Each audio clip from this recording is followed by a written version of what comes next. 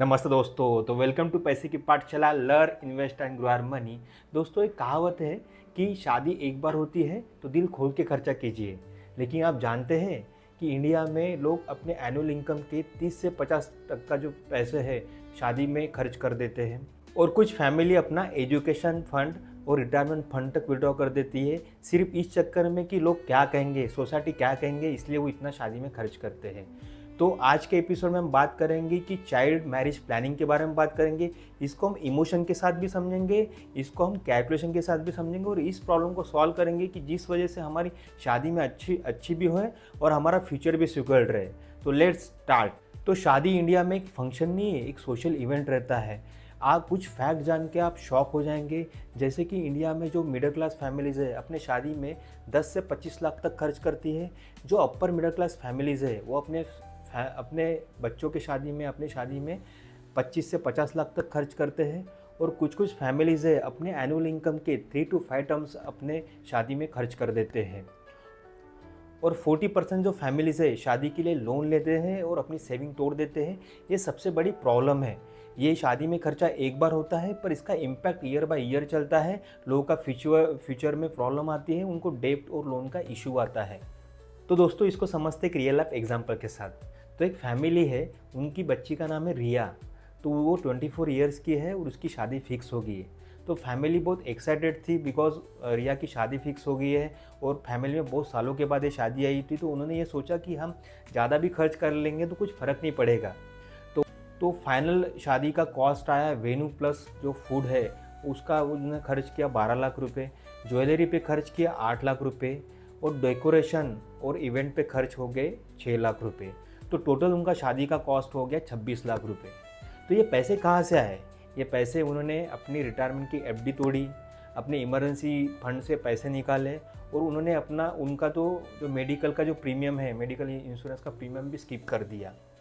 शादी तो अच्छी होगी पर उसके बाद उनको फाइनेंशियल स्ट्रेस शुरू हो गया, मनी का प्रॉब्लम शुरू हो गया फैमिली को।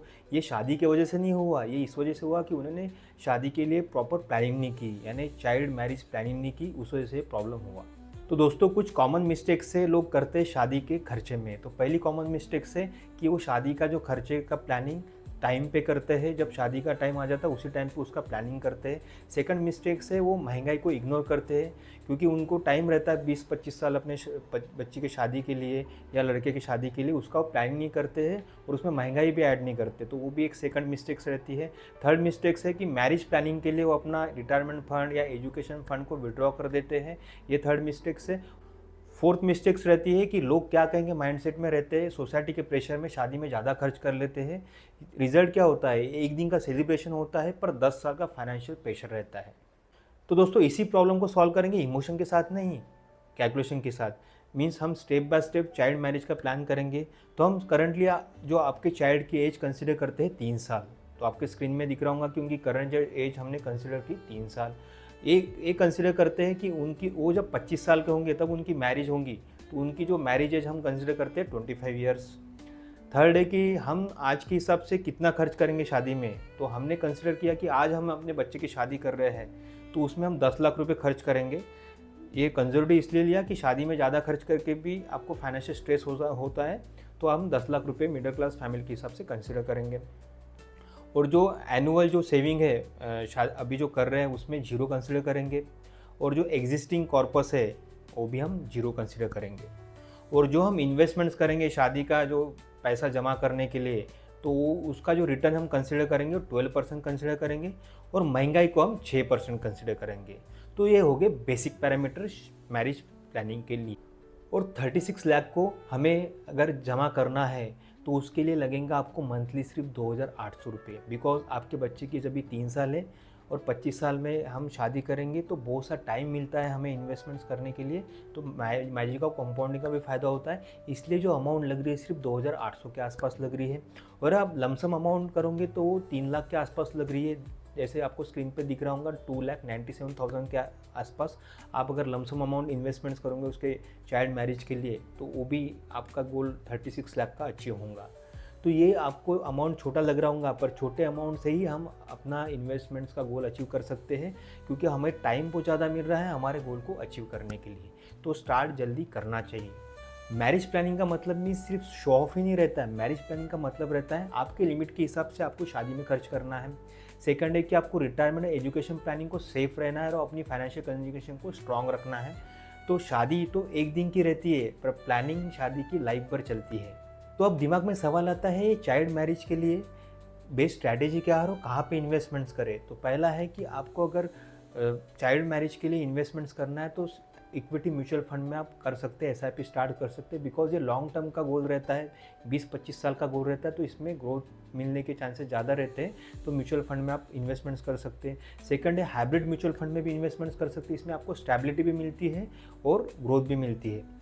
थर्ड है कि आप मैक्सिमम पैसा आपका एफडी और आरडी में आपको इन्वेस्टमेंट्स नहीं करना है, बिकॉज ये अपनी इन्फ्लेशन को भी बीट नहीं करता है, बिकॉज जो वो लॉन्ग टर्म का है, इसलिए थोड़ा पैसा ही एफडी आरडी में रखना चाहिए। मैक्सिमम पैसा आपको ग्रोथ असेट में इन्वेस्टमेंट्स करना चाहिए। फोर्थ है कि आपको आपका रिटायरमेंट फंड और एजुकेशन फंड को विड्रॉ नहीं करना है और आपको जो मैरिज गोल का प्लानिंग सेपरेट रखना है। सिक्स्थ है कि जो गोल्ड हम परचेस करते हैं या ज्वेलरी जो परचेस करते हैं शादी के लिए, उसके लिए प्रॉपर प्लान करके थोड़ा थोड़ा ज्वेलरी हमें बीच बीच में खरीदना चाहिए। तो मैरिज प्लानिंग के 5 गोल्डन रूल आपको बताता हूँ। तो पहला गोल्डन रूल है मैरिज प्लानिंग स्टार्टिंग से ही स्टार्ट करो। उसमें क्या होगा, आपको कंपाउंडिंग का फ़ायदा मिलेगा और ज़्यादा टाइम मिलेगा आपको इन्वेस्टमेंट्स करने के लिए। सेकंड है महंगाई को कंसिडर कीजिए, क्योंकि महंगाई बढ़ती है तो शादी के कॉस्ट भी बढ़ती है। थर्ड गोल्डन रूल है रिटायरमेंट फंड को हाथ मत लगाइए, क्योंकि रिटायरमेंट फंड सेपरेट रहता है। अगर आप शादी में रिटायरमेंट फंड खर्च कर लोगे तो आपको फाइनेंशियल स्ट्रेस होगा। फोर्थ है कि आपको एसआईपी को नॉन नेगोशिएबल रखना है ना, एसआईपी को कभी बंद नहीं रखना है, आपको एसआईपी में कंटिन्यू इन्वेस्टमेंट अपना चालू रखना है। और फिफ्थ है कि शादी सिंपल हो सकती है, स्ट्रेस नहीं। तो दोस्तों आज के एपिसोड में बात किया चाइल्ड मैरिज के प्लानिंग के बारे में। हमें क्या क्या प्रॉब्लम्स आते हैं जब मैरिज के टाइम पे खर्चा हो जाता है, तो फैमिली को कौन से प्रॉब्लम है उसके बारे में बात किया। और हमने इस एपिसोड में स्टेप बाय स्टेप कैलकुलेशन के साथ हमने मैरिज प्लानिंग की। और अगर आप अपने बच्चे की, अभी आपका बच्चा कितने भी साल का होगा, अभी से ही आपको मैरिज का प्लानिंग के लिए इन्वेस्टमेंट स्टार्ट करना चाहिए। तो नेक्स्ट एपिसोड में हम बात करेंगे जो सबके सपनों का घर रहता है, वो है हाउस परचेस प्लानिंग के बारे में। सबको लगता है कि मेरा पहला घर अच्छे से और स्ट्रेस फ्री हो और कम से कम ईएमआई में हो, तो उसके प्लानिंग के लिए बात करेंगे नेक्स्ट एपिसोड में। तो thank you so much, have a nice day.